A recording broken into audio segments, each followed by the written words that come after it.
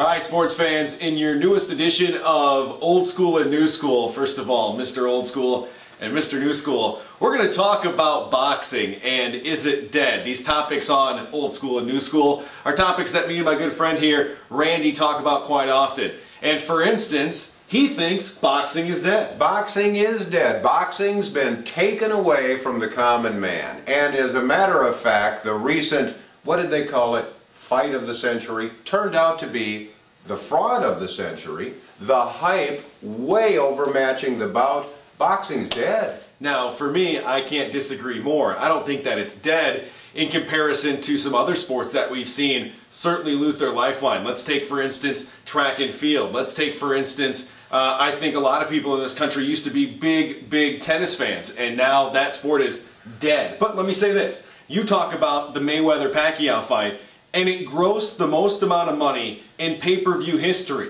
I think what you're missing here is that boxing just went after a different clientele. I think what you're missing here, you only feel boxing's going after money. Boxing used to go after fans. Everybody loved boxing, and when you talk about track and field and tennis, they've always been down here anyway. Boxing used to be way up here. When was the last legendary boxing match? Just happened. You had Manny Pacquiao and Floyd Money Mayweather. Who got knocked out? Why do I need a knockout to appreciate the nuances of boxing? Will 25 years from now people be talking about Pacquiao-Mayweather? Yeah, because it's all about the money. See, that's your problem and you youngsters' problem. Yeah, it is. We like money. It used to be about the fans. Now you've taken it away from the fans and given it to rich people. So let me say this. Go back to a story you've told me before. Okay. About your father and your family listening to boxing and how big it was back in the day. Back in the day when boxing was on radio, free radio, my dad, everybody listened to it. When it was on TV, everyone watched it. Then they moved it a little bit. We're going to go to one of the pay channels. Then we moved it a little more to take it away from fans.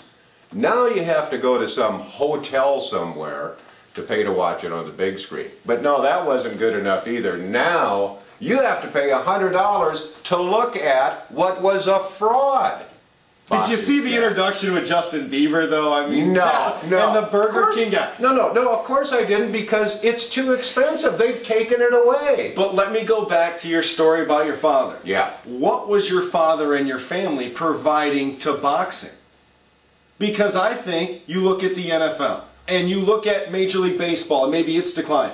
What we've seen with the NFL is they've targeted a market where people have the funds to spend more money on jerseys, on tickets, on events. So let me finish. On that front, you have a sport that's making money because it's a business. And in the sport of boxing, they looked at it from the point of they can make more money. Why not do it at the expense of a guy that wasn't going to be buying the ticket to the fight, or eventually, how are they getting the money back from what they were providing? Here's how they're getting it back. My dad and my uncles would go buy the Grain Belt and Hams beer that were sponsoring it.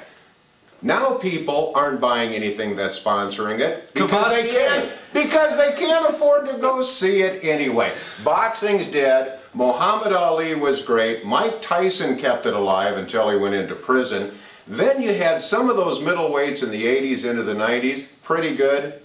Boy, it's been 20 years. Boxing was on life support. This last fraud of the century killed it. Well, we beg to disagree, but that's what keeps the conversation going.